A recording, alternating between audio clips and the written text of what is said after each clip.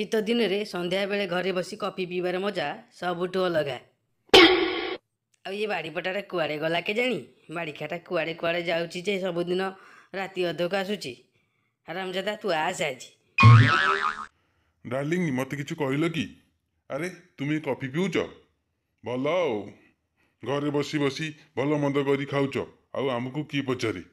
ଦିନ ରାତି ବୁଲି ବୁଲି ଗୁଣି ଗାରେଡ଼ି ମିଛ କଥା କହି ଲୋକମାନଙ୍କୁ ଠକି 2 ପଇସା ଆଣୁଛି ବୋଲି ଆମେ 2 ପ୍ରାଣୀ ଆରାମ କରୁଛେ। କ'ଣ ଖବର? ସନ୍ଧ୍ୟା 7 ବାଜିଲାଣି, ଏପର୍ଯ୍ୟନ୍ତ ପଖାଳ ଖାଇଲଣି ତୁମେ?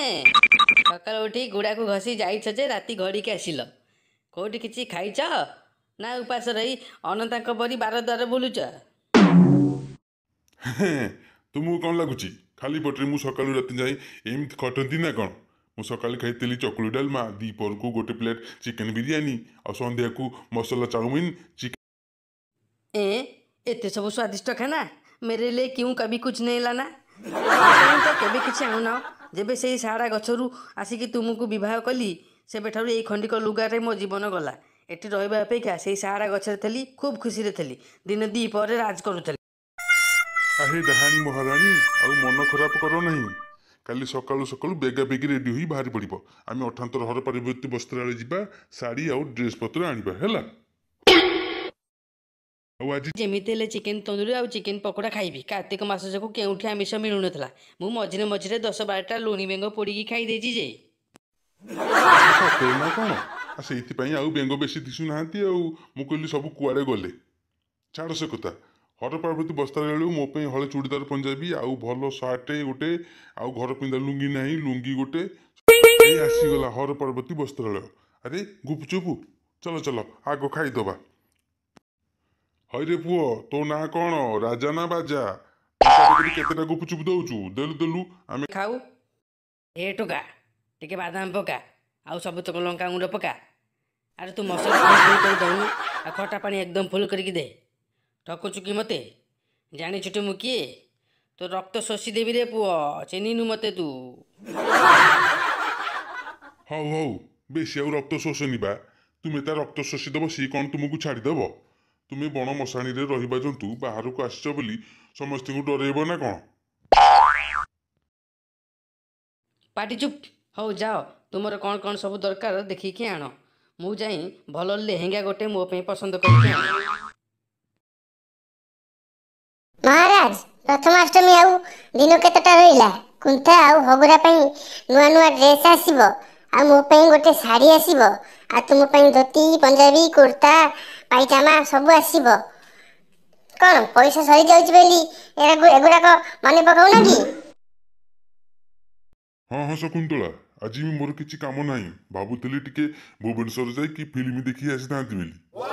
ଭଲ ଫିଲ୍ମଟା ପଡ଼ିଛି, ପୁଷ୍ପା 2, ଝୁକେଗା ନେହିଁ ସାଲା। ଆଉ କିଏ ଯାଉଛି? ଚାଲ ଚାଲ ଆଜି ସପିଂ କାମଟା ସାରିଦେବା। ହର ପାର୍ବତୀ ବସ୍ତ୍ରାଳୟ ଯାଇକି ମୋ ପାଇଁ ଶେରୱାନୀ, ପଗଡ଼ି, ଆଉ ତୁମ ପାଇଁ ପାଟ ଶାଢ଼ୀ, ଆଉ କୁନ୍ଥା ହଗୁରା ପାଇଁ ପୁରା ପ୍ୟାଣ୍ଟ ଆଉ ଜାମା। ଚାଲ ଏଥର ଯିବା ଚାଲ। କୁନ୍ଥା, ଆରେ ହଗୁରା, ତମେ 2 ଜଣ କ'ଣ କରୁଛ କିରେ କୋଉଠି?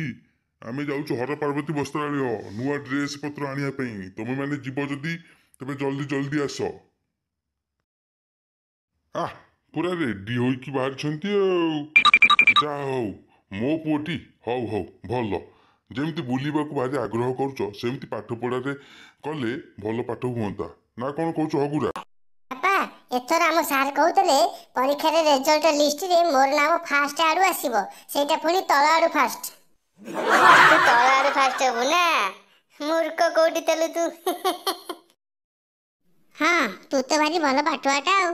ବାପା, ଭାଇ କ୍ଲାସରେ ସମସ୍ତଙ୍କ ଟିଫିନ ଚୋରି କରିକି ଖାଇଦଉଛି। ଆଉ ତୁ କ'ଣ କରୁଛୁ? ତୁ ତ କ୍ଲାସରେ ହଗି ଦଉଛୁ। ହେଇଟି ବାରିକିଆ, ଖବରଦାରି କହିଦେଉଛି, ପାଟି ଚୁପ୍ କରିକି ଚାଲ, ନଚେତ ଏଠି କାହା ଦାଣ୍ଡରେ ମୁଣ୍ଡି ଖରିକିଆ ପଡ଼ିଥିବ, ଆଣିକି ନାଦି ଦେଇ ଯିବି କହୁଛି। ଆସିଲେ ଆଦିତ୍ୟ ହେବାକୁ। ବୋଉ, ତୁ ଟିକେ ପାଟି ଚୁପ୍ କର। ଚାଲ ଚାଲ ଆଗ ଗୁପଚୁପ ଖାଇକି ଆସିବା। ବାଡ଼ିପଡ଼ା, ଏଇନା ପରା ପୋଡ଼ା ବେଙ୍ଗଣ ଚକଟିକି ଦେଲି, ଆଉ ବଡ଼ି ଚୁରିକି ଦେଲି, ପଖାଳ ପେଟେ ପେଟେ ନାଦିକି ଆଇଛ, ପୁଣି ତମ ହଂସା ବୁଡ଼ିଗଲା। ବେଳେ ଗୋଟେ କଟର କଟର କାହିଁକି ହଉଛୁ କହିଲୁ ବୋଉ? ହର ପାର୍ବତୀ ଆସିଲା ବେଳକୁ ଯଦି ଗୁପଚୁପ ସରିଯାଇଥିବ କ'ଣ ଖାଇବୁ କହ? ମାନେ ନିଜ ନିଜର ଜାମା ପ୍ୟାଣ୍ଟ ଚଏସ୍ କର। ଆଉ ଶକୁନ୍ତଳା ତୁମେ ତୁମର ଶାଢ଼ୀ ପସନ୍ଦ କର।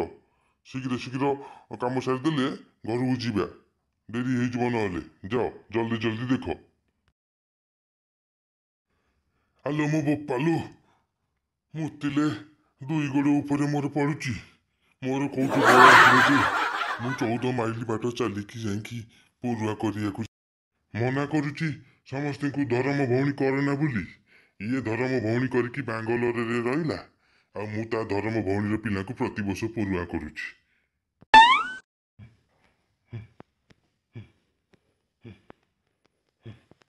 ହ୍ୟାଲୋ ମା, କ'ଣ ରୋଷେଇବାସ କରୁଛୁ କି?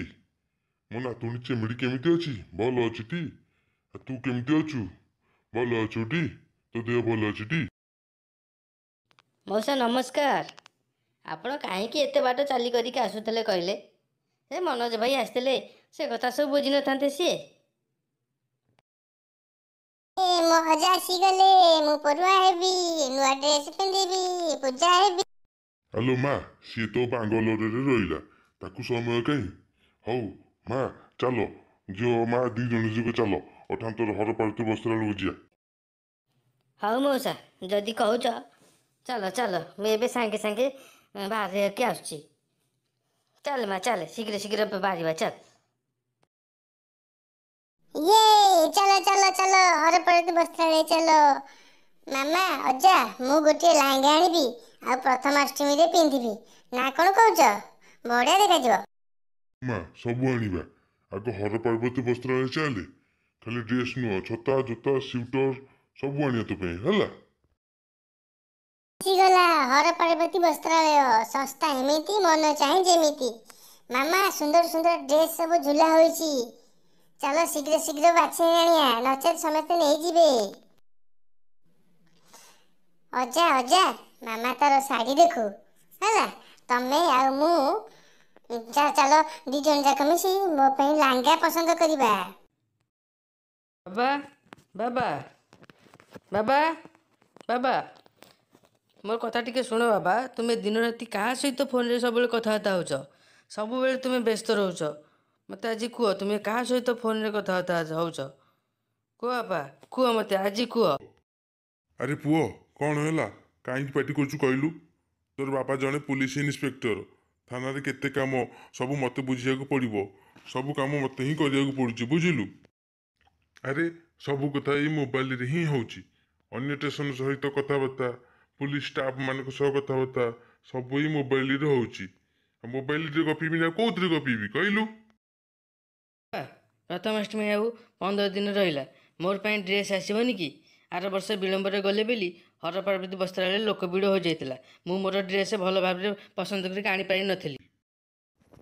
ଚାଲେ ଜଲ୍ଦି ଜଲ୍ଦି ବାହାରିକିଆ।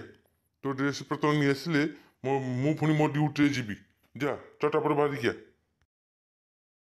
ପାଠ ପଢ଼ାରେ ତ ନାଁ ଗନ୍ଧ ରଖୁନୁ, ଖାଲି ଖେଳକୁଦ, ଏଇଟା ଖାଇବି ସେଇଟା ଖାଇବି ଏଇଟା ପିନ୍ଧିବି।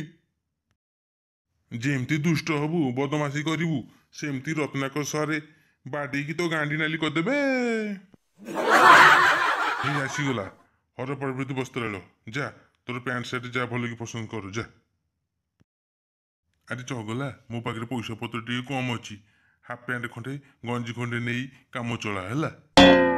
ଏଇ ଲୋକଟା କି ଚାକିରି କଲା କେଜାଣି? ସକାଳୁ ଉଠି ଦାନ୍ତ ଘଷି ଦେଇକି ଛଅରେ ହସଉଛୁ। ଆଉ କ'ଣ କରିବା ଫୁଲରାଣୀ କହିଲ? ଡ୍ୟୁଟି ତ କରିବାକୁ ପଡ଼ିବ। ଡ୍ୟୁଟି ନ କଲେ ପଇସା କେଉଁଠୁ ଆସିବ? ଖାଇବା କ'ଣ?